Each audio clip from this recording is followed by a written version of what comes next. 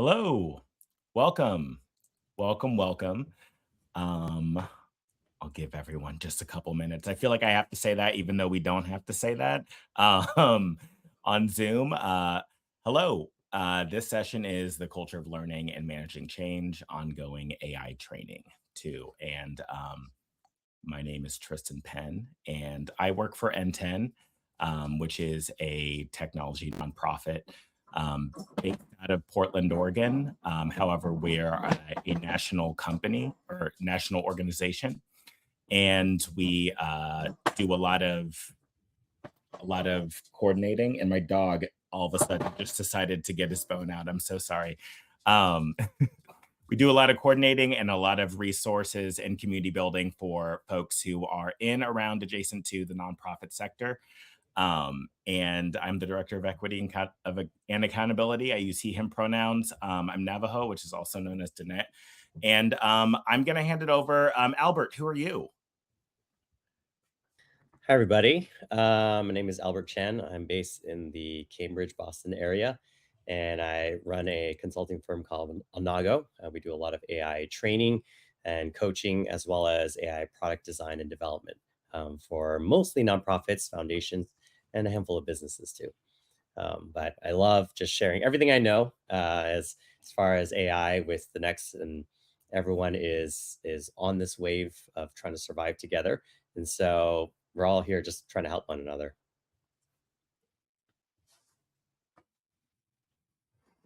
Hey, Tristan, I think you're on mute, but my guess is that you were asking me to introduce myself, so I'm just going to go ahead and do it. Hey, everybody, I'm Rich Leimsider, based here out of New York City, and I run a program called the AI for Nonprofits Sprint. I'm a nonprofit lifer, have almost no technology background at all, but find myself over the past couple of years running pretty large cohort programs for 100, 150 nonprofits at a time, where we work to bring the entire staff of all those organizations to a place of universal basic AI literacy.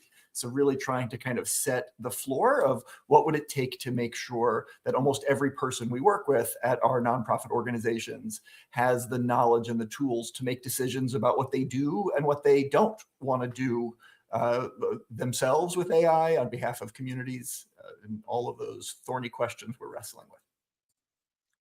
Well, what a great segue, because we're going to talk about some questions. I'm going to ask y'all some questions, hopefully not too thorny, but we'll just hop into it.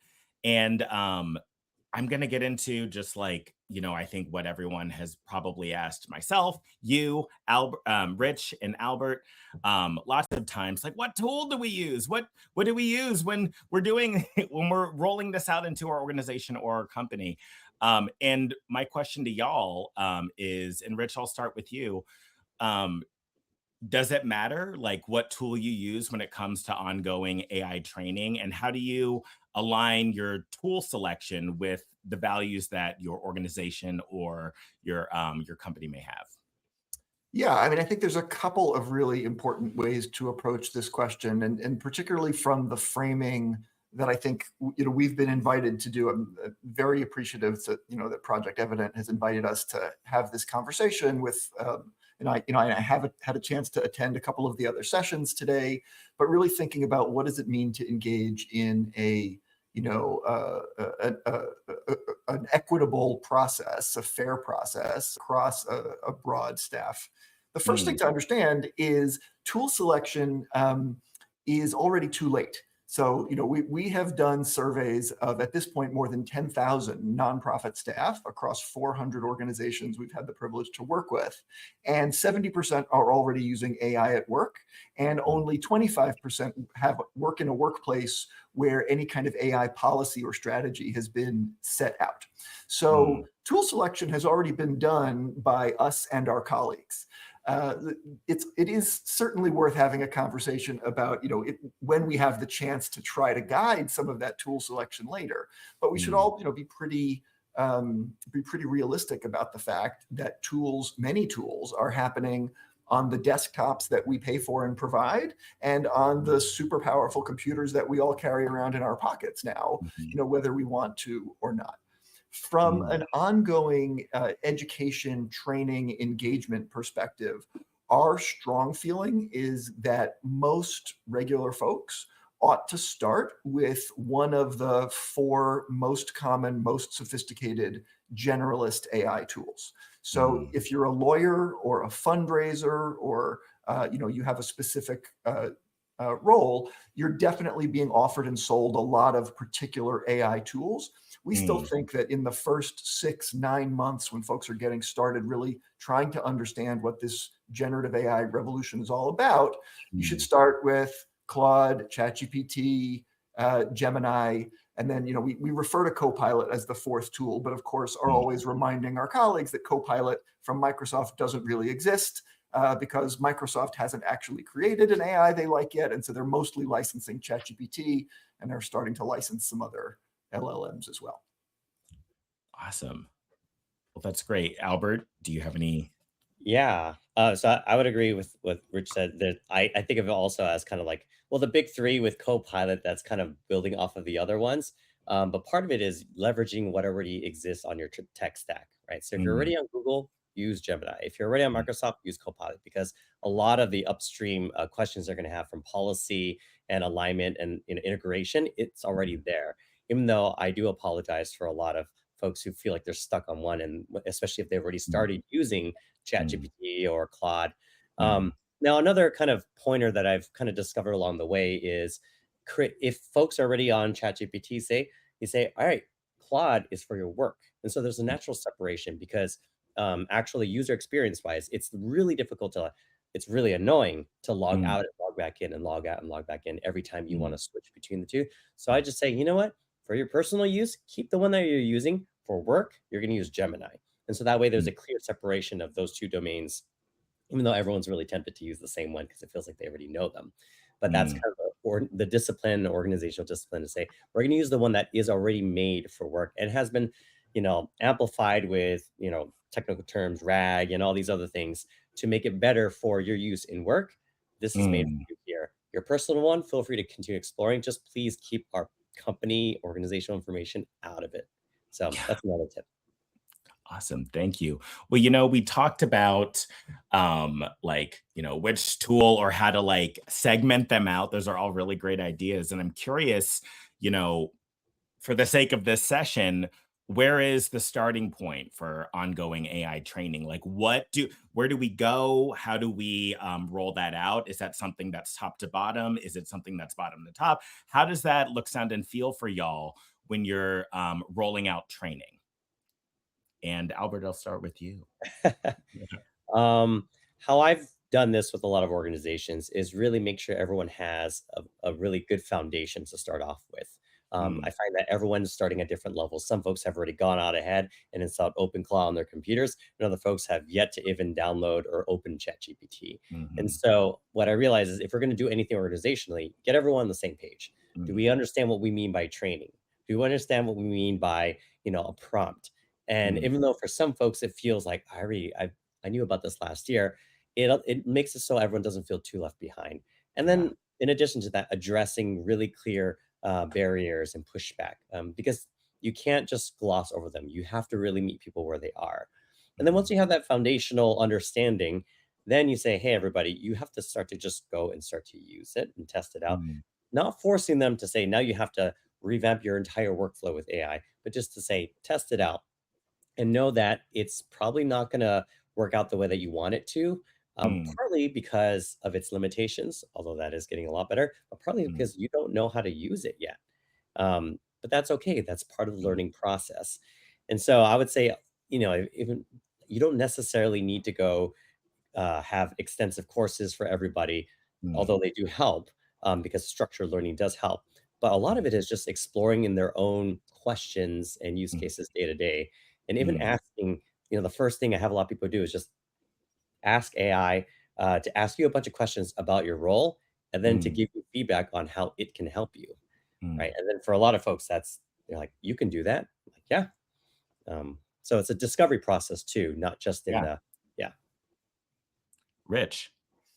Yeah, I think I don't know, it gets more interesting maybe once we start disagreeing with one another and like shouting obscenities. But so far, I also agree with everything that Albert has said. You know, as a non-technologist myself, former executive director, you know, when I learned a little bit about what some of these tools can do, that's when I personally became pretty obsessed with this concept of universal literacy. I was running an immigration legal services nonprofit, and I felt really confident and not with sort of not with sort of a measurement and an evaluation of this belief, but really more of a philosophical commitment that universal literacy was important for everyone who would, you know, if I had been able to do this at the organization I was running, folks in an admin role, my social workers, lawyers, you know, everyone up and down the organization, and really for three fundamental reasons. Number one, even the incremental productivity improvements that can come when an individual is able to use a basic tool are meaningful and add up. And so in our context in the immigration organization, I became convinced that we would have been able to grow from serving 1,000 children to serving 1,100 children with no additional fundraising if I had just paid the $20 a month licensing fee and sort of coached most of my staff to do the very basics with some of these AI tools. So yes, productivity matters. But secondly, you know, it is time for almost every nonprofit to come up with some sort of theory or strategy around AI. And we've known for decades that you don't do strategic planning by sending 3 people from the senior team off into a room with Bridgespan or McKinsey, right? You want to be able to invite your entire set of colleagues to have their voices heard. You have to lift up the voices of the people who are working directly in community, who are working in the overnight shift at the foster care placement. And you can't do that. You can't set an AI strategy if you don't yet have distributed AI literacy across all of our colleagues, right? So we have to have it from a fundamental reason of excellent strategy and equity.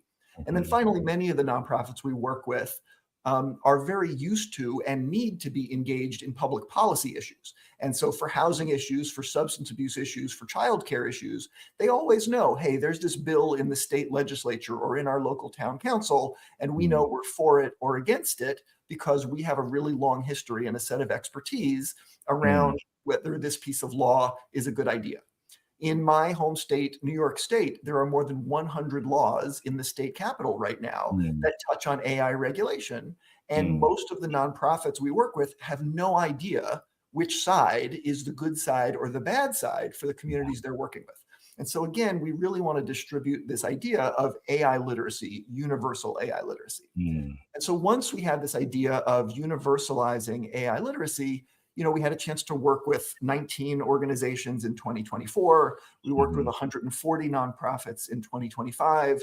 We've already enrolled 350 for 2026, and our goal is to work with 100,000 individuals across 1,000 organizations this year. And the way we do it and the way we're able to do it at scale is we actually have a pretty strong commitment to this 4-step model for how you do the training, but how you can do it at scale. There are amazing programs we refer folks to all the time that say, send us your 5 most enthusiastic and energetic staff people. We're going to put them through an 8-week boot camp. And those 5 people come out able to do amazing things, able to advise in amazing ways, but they often come back to a 200-person nonprofit that doesn't really know what to do with them. So how do you kind of build AI training at scale? We think it's 4 steps. One, you got to start by listening to the staff. So for us, it's just a simple survey. Let's find out who's already using it. What are they using it for? What are they scared of? What are they most optimistic about? So one, send out a survey, listen to our colleagues and what they're doing. Secondly, we have to make sure that we set up guardrails, both for our safety and their comfort. So 70+% of the nonprofits we engage with don't have any kind of AI policy. They might hopefully, you know, have a data security or some kind of personal information policy, but they don't have a specific AI policy. So we work with them to roll something out really quickly. Third, we do a very basic AI 101 training. So for us, again, we're really focused on the very low level.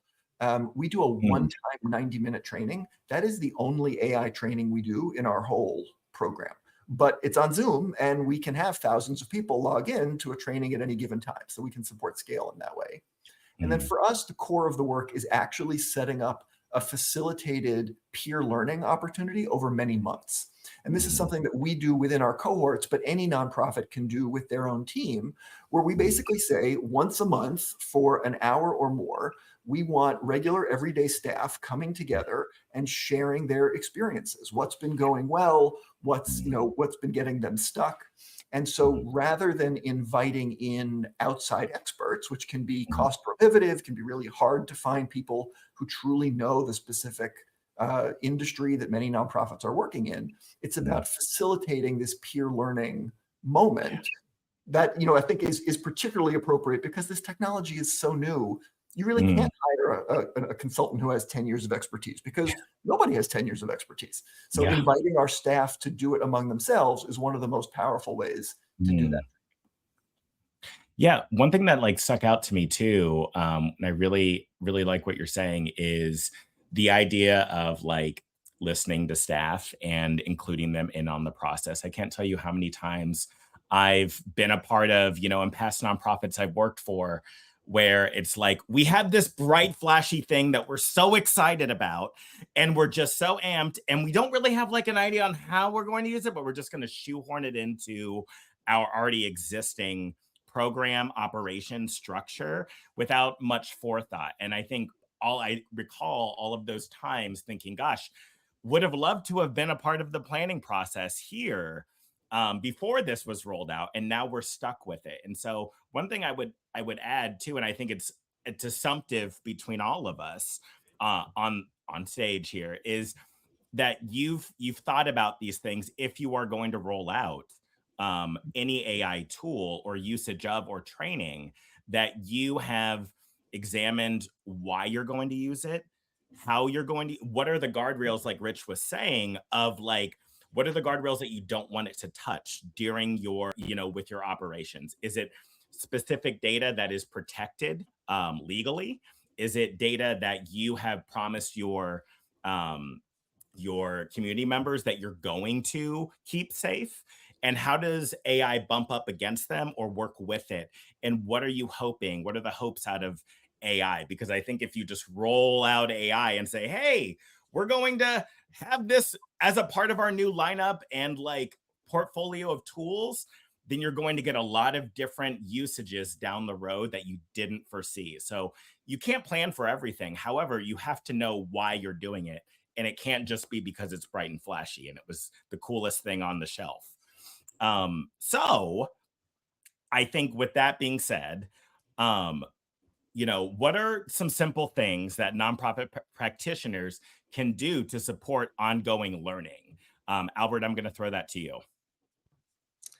Well, definitely kind of what Rich referred to as the cohort model. You can definitely do that within your own organizations already, right? And having folks kind of get together and be able to share what everyone's been working on, where are some of the challenges that they've been facing. You'll find in each organization, there are folks who are out there experimenting or have been and just haven't been telling anybody. And then you have folks who are like, I don't even know where to begin. And just even the delta between the two means one, the newer folks who are learning it can already learn so much just from the folks, just be like, wait, so you did what? And that's learning right there. And then if you encourage them and say, yeah, it's okay to take time to like help out your colleague here to get them started, maybe help them log into Claude so they know how to use it. Like allowing for that and saying, we're all on this journey right now together. That's already going to help a lot. There's one organization that I work with, and I heard at their latest team retreat, they did a hackathon.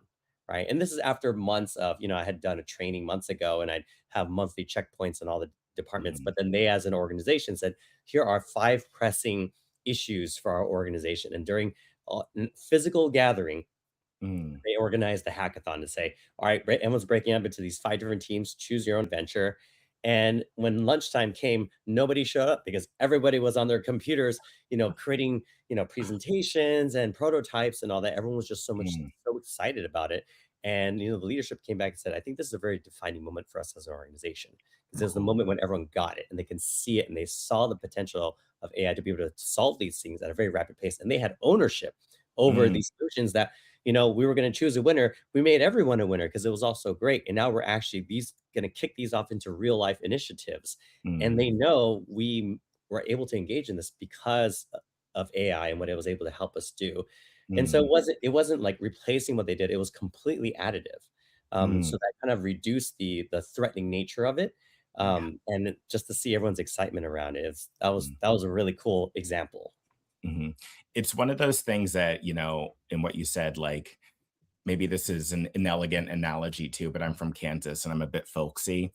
And so it's like, it's more afraid of you than you are of it. And like that kind of something that like came up in my mind as you were talking about that. If you give folks the autonomy and the ability to have and hold something in their hands, although AI isn't really that, but like, to be able to use it in a setting, like you were saying, like a hackathon, then it becomes less scary and frightening and so large in like, this narrative that we've created in our mind too. Rich, I'm wondering if you have anything to add.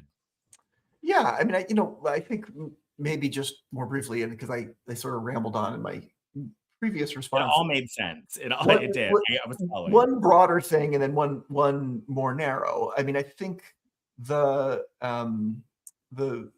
broader thing is one of the things we've found, is that I'm not convinced there's a special set of like AI learning protocols. I do think a lot of what it takes to learn about how to use this particular tool, and there's absolutely very smart people who are saying this software, this tool, this technology is completely different than anything we've ever seen before. I don't really know enough actually to judge whether that's true or not. I know for a fact it's new, it can do a lot, it's made a lot of difference in my own life. I don't know enough yet about whether this is really, in the realm of sci-fi yet. That's sort of beyond my ability. But I do think, and I do know that, again, we have a lot of lessons about how to do learning and teaching and help our colleagues get to the next level on a whole host of different topics over many decades. And Albert's example is a perfect one, because a hackathon wasn't invented to support AI development, right? People have been doing those for 20 years, and those were based on earlier design thinking principles that are even more decades old. So I think if you happen to be fortunate enough to be at an organization that does learning, that has a staff that's thinking about how to do that around the latest social work protocols, or the latest ways of understanding, how to engage and influence public policy, whatever it is your organization does, you should really be trying to engage those leaders and experts and adapting it to this sort of new curriculum of AI. And then similarly, if you happen to not be at an organization that's particularly good at learning and changing, it is kind of hard to pick this one topic or any topic and say, okay, suddenly we're going to be really great at learning and adapting. It's probably better to say, we're going to have to figure out how to start with some small things. I spoke about peer learning. I do think opportunities for people to do that peer learning within their function area can be really powerful. So I find that the fundraising staff and the accounting staff at the same nonprofit have less in common than two accountants, even if one works at an arts organization and one works at an animal rights organization.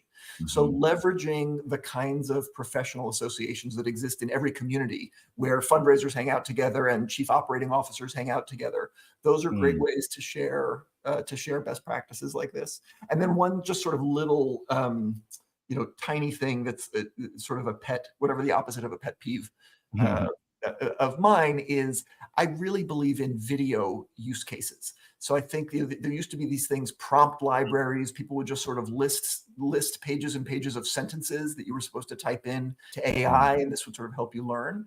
I think it's much more useful to have a 5-minute shared screen video of someone saying, here's this cool thing I did last week when I was trying to get something done. Look, I asked it to do this. It didn't give me this. So I asked it a different way. And then it did give me what I wanted. And sort of these sort of short video clips. Again, Zoom does clips. A lot of the software we have can make this possible for many of our organizations. And I think they can be much more powerful than the sort of text-based, here's something to type in when you want to work with a spreadsheet. Right on.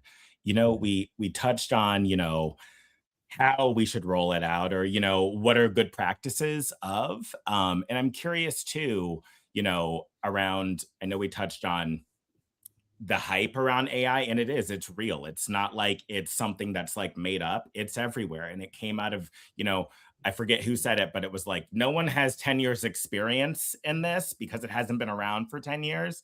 And so there's this like voracious need to like know and learn and understand this tool that could be very powerful and also do some damage on the way along the way.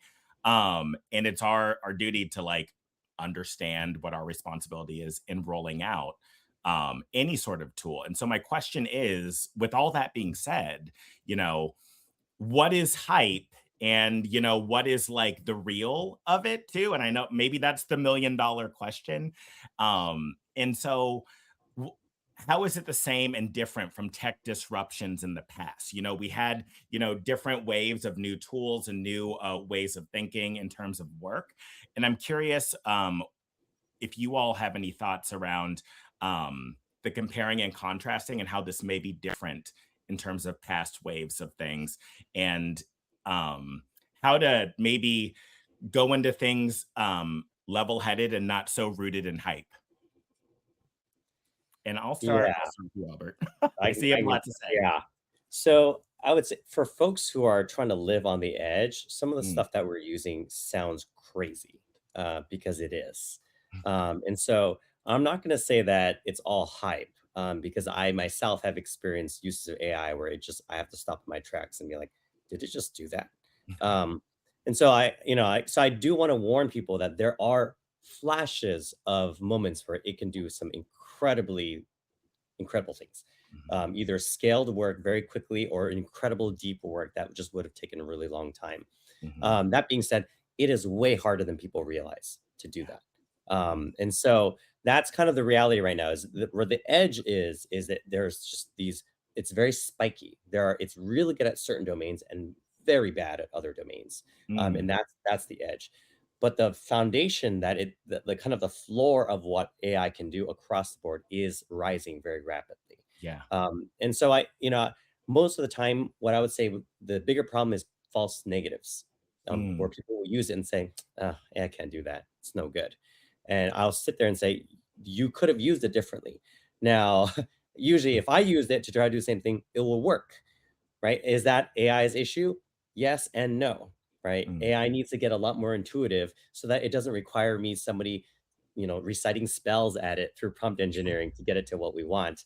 At the same time, it shows that it is capable of doing it, and it's only a matter of time before it gets more intuitive, so that we don't have to recite things in JSON or Markdown to get what we want. But what I would say is that right now there's a lot of hype around like, oh, I'm going to solve this problem for you, so pay me a lot of money.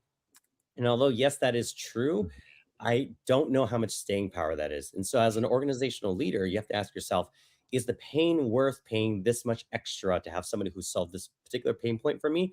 Or do I think I can learn enough to have just the base model, the Gemini or the Copilot or ChatGPT or Claude that I use, actually solve it with a little bit of learning on my end to do that? Because I'm telling you now, a lot of these small startups, a lot of these products, as much as I'm excited for them to go explore and do their thing, a lot of them will disappear. We're seeing time and time again where Anthropic or OpenAI will release a feature that wipes out a whole slew of startups because they decide to code it over the weekend. And so that's just something where, as an organization, if you're going through the organizational change management to onboard everybody to shift over to this product that then disappears overnight, that's a huge risk. And so sticking with kind of the major ones and figuring out what can we do within the bounds of what this tool can do is a lot safer than picking the flashy thing that like, oh, I found this thing that perfectly solves it. The trick there is you just go to your Claude or your ChatGPT and say, hey, here's information about this startup that solves this. What can you do to do the same thing for me? Right. And you can probably get pretty far. Rich? Yeah, I mean, I think that, now that I think about it and in just even in responding to the way you articulated the question, Tristan, and then, some of Albert's framing, we could have had a whole session or two just on hype, right? That's why I asked. Yeah. And, so I'm not sure I can think of a time in my life or even trying to think, I was a history major, like trying to think historically where the hype has been this big. Like the hype itself is almost unlimited, right? We live in a society, I don't think anybody has said it better than from the old musical Fiddler on the Roof, which is, there's a line from that musical, when you're rich, they think you really know, right? We kind of live in a society where if you're rich enough, a lot of people just believe what you're saying as if you have some sort of insight onto the truth, which you may not actually have a claim on. And we have some very, very wealthy people writing some really cuckoo bananas essays right now about what they think the world might be like in a decade.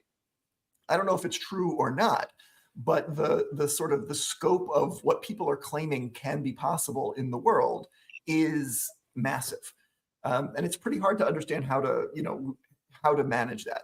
What I do think is true, and I'm also a fan of the UPenn professor Ethan Mollick, and he often talks about the overhang, which is, let's say all of the AI companies kind of stopped trying to improve anything tomorrow, and we just had what we have right now.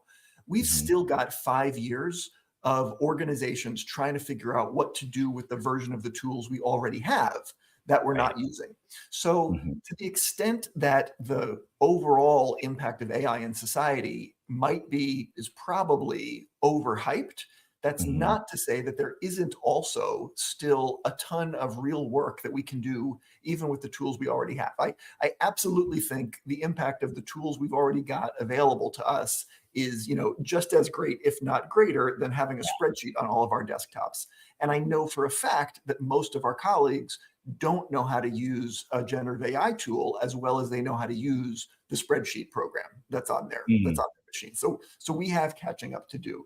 The other thing I want to flag, and Tristan, we can talk more about this now or later, I'll follow your lead, is as folks in the social impact space, the hype cycle that Gartner talks about, the sort of observation of what hype looks like over time, talks about the backlash, right? That people have incentive to overhype a technology at the beginning, and then typically it comes back, and people say, actually, this new technology is garbage, or it's going to ruin. Those of us in the social sector have a real and correct incentive to have the backlash hype, to question some of the hype, because we are responsible for supporting communities that many of our peers and partners in the private sector don't feel like they have to be responsible to support and stand with. And so because of that, it does make sense that many of our colleagues may have an elevated sense of concern or risk, even beyond the normal, am I going to lose my job, which everyone in the world might be thinking. So, and when we did our 10,000, when we had our 10,000 survey responses, and we asked what makes you nervous, our discovery has been that there are only 7 answers. That across all 10,000 responses, people respond with the same 7 concerns over and over again. And I'll just list them now, and then we can talk more about them later or not. But the concerns we hear are, is AI so error prone that it's not going to be useful in my work? Is it so inherently biased the way it was built that it's especially bad for working with vulnerable communities? Is it terrible with our data that I can't trust it to put in anything? So I can't do anything valuable because I can't put in the things that I actually would want to put in. Then is it going to make us all dumber? Are we going to all lose our jobs? Is it going to destroy the environment?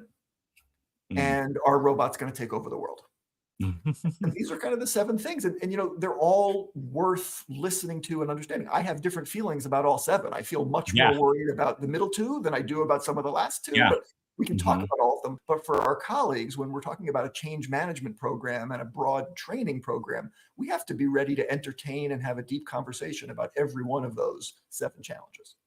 Yeah. And, quite honestly, I would be concerned if none of those questions ever came up when something was hyped up. You know what I mean? It's like one of those things where if you go into like a speaking, on stage and you have 0 nerves, there's not even like a tinge of anxiety. That's a problem. That should be like, that's your body's reaction to saying this is important. Pay attention. And so those questions are like kind of emblematic of, hey, this is important. Pay attention. some of them may be heavier than others, but I really, yeah, I appreciate that question. Albert, I'm curious if you have any, I saw your eyes kind of going around and thinking about, some of the things that Rich was saying. So I want to pick at that and see if you have any thoughts. Yeah, I think the other thing to consider is that AI it's like a hammer, right? Yeah. And the problem with any new tool, everyone's going to look at everything and say, what can we fix with this hammer? And there are certain Mm, things that you're just not going to be able to fix it with a hammer. A friend, Dr. Joy Bolamwini, in her book, I'm Asking AI, has this quote where it's like, AI will not solve poverty because the conditions that lead mm, to societies that pursue profit over people are not technical. And mm, so AI is a technical thing, and we can solve some amazing technical feats.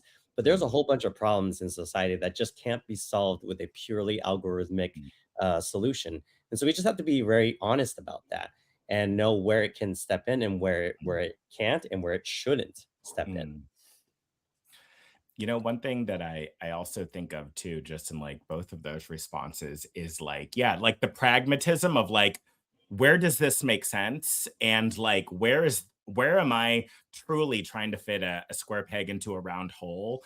And I think, to Rich's question point, thought, that's such a great like point is that, as a 40 something year old millennial who's been through a couple cycles of like, I won't say like, tech hype, but grant cycle hype, where it's Mm. like, oh, this year we're writing about this. This year we're writing about mentoring. This is the hot new thing. And like that's what it reminds me of. And I think about, that and all of those like ebbs and flows that I've gone through. And I'm sure anyone who's watching has gone through that's, working in nonprofit and also like now the state of the world because no nonprofit exists in a bubble, and where we're at now just within the last 2 years and how much things globally have impacted our work locally, it's hard not to be a bit more, to rich's point, skeptical, questioning, critical of things that we fold into because there is an impermanence of like where things will be 6 months down the line, a year down the line. Things may change dramatically globally that will impact us locally. And I think about that and the questions that do come up. And what are we doing in this moment, 2 months, 3 months out to make sure that we're not folding in something that is, flippant or not thought through. And yeah, I don't know. I think that's such a great point. And a lot of times in my experience, it's been that, some leadership folks in nonprofits kind of, I hate to quote Biggie, but like they get high on their own supply. And so they're like, oh, and I think it was Albert that said earlier, like you become like so I'm always, or no, it was the Fiddler on the Roof quote, but I speak in analogies. So it's this idea that like just by being in this place that you know everything, and I would my biggest thing just in this dialogue and conversation that we're having is being able to, if you're in a leadership role, if you're in a place of power in any of those nonprofit organizations that we all like love and hold near and dear, that you're not getting high on your own supply, that you are not thinking that you're the one that has to know everything. This is such a brand new tool that you have to be willing to set aside your ego and say and acknowledge there are things that I don't know that I don't know in this moment too. And so that's what I love about what you said, Rich and Albert earlier. Albert, you were talking about like there's the floor of where we all should just like commonly start. There's the spikes that are doing some really, really cool things, but there are some really common ground that have been established that we can fold into our work that will make things easier, more effective, and more efficient in how we show up at work and in our lives and passions. So that was I love that you brought in that thought, Rich, too, because it was such a great point too. We have about 5 to 6 minutes left. So I'm just going to ask my last question and then we'll go into Q&A.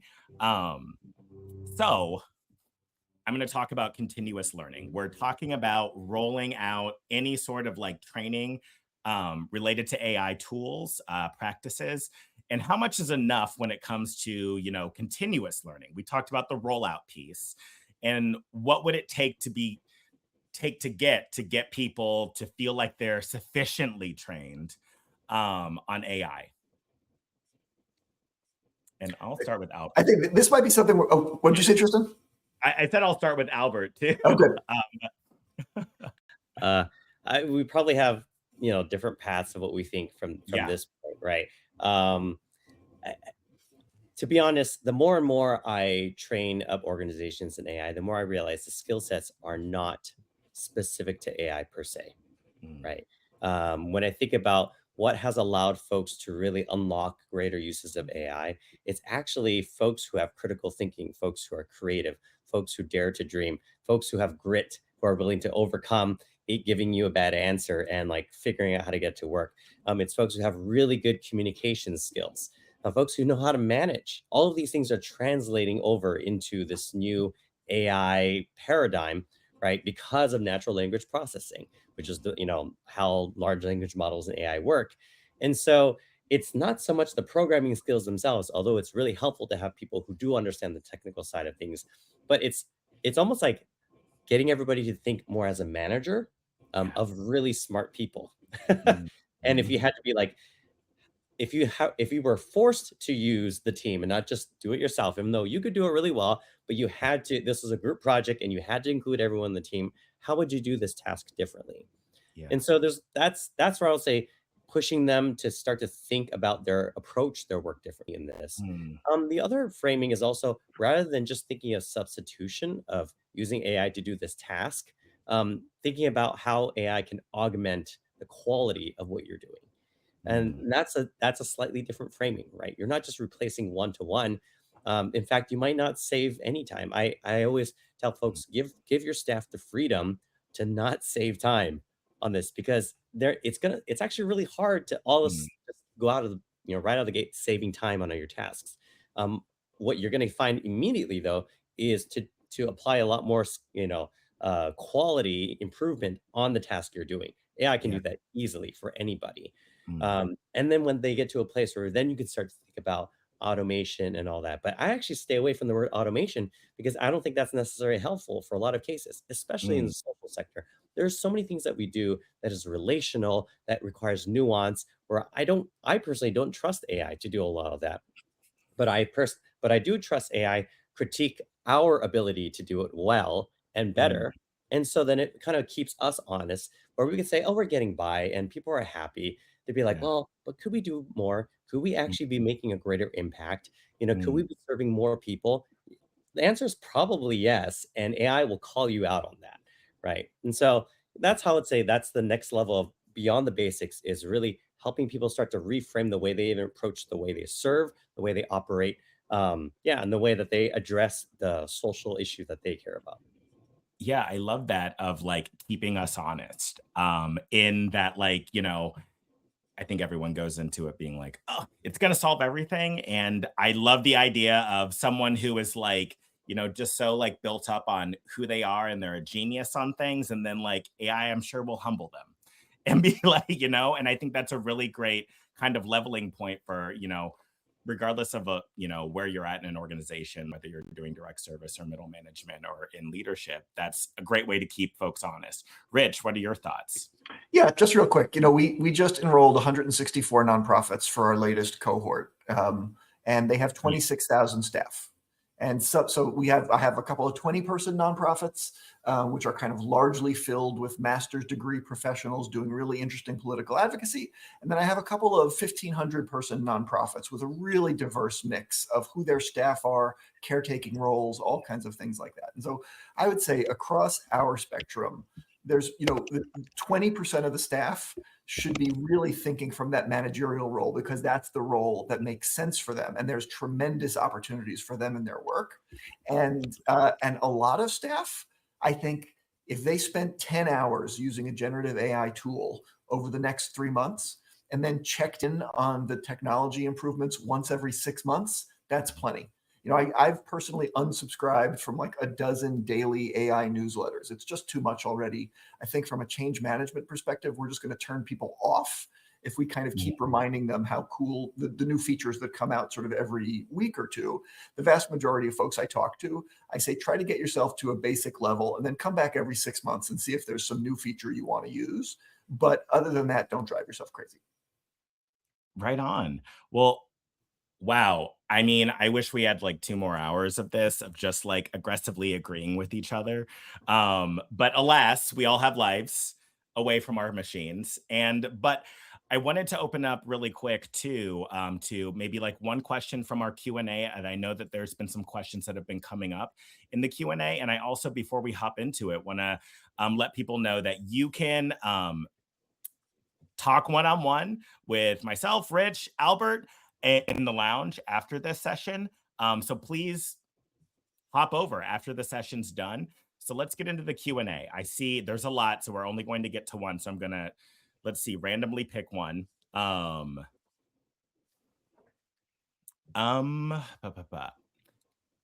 Okay, here's one. Balancing A, velocity of learning, with B, being aligned with how we all work is tough.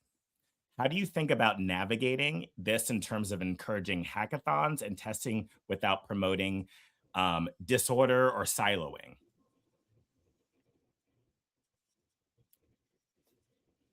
My quick answer is for someone who's that sophisticated to ask a question like that, I think it's also reasonable to then say it depends on the culture of your organization. So, the answer to that physics problem, I was sitting with my daughter doing like force equals mass times acceleration.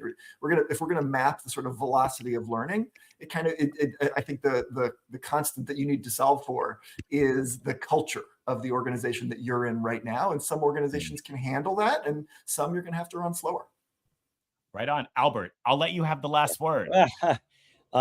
Regardless of how you end up using AI and training everyone to use AI, don't forget the mission, right? This should all be in service of whatever your vision and mission is as an organization. And so whether if it's a training strategy, an AI strategy, or even AI use, it should all be in service of that. And I think that's a helpful grounding thing, where there's going to be new shiny new toys and new shiny new problems to solve. And you don't want to get that, you don't want to get distracted with that.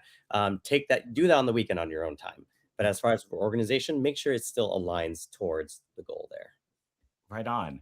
Well, Rich, Albert, thank you all so much. I really appreciate the dialogue. I appreciate the conversation, and you all bring your expertise and all of your knowledge to this really great conversation. I'll let folks know if we have some resources that we've dropped. If you get in the chat on the left-hand side, it says resources. If you hover over it, looks like 2 pages on top of each other. And we have lots of great resources that you all can hop into to start your AI journey. So thanks so much, y'all. Thank you. Thanks so much, Tristan, for facilitating. Yeah. And Albert from Project Evident. Great conversation.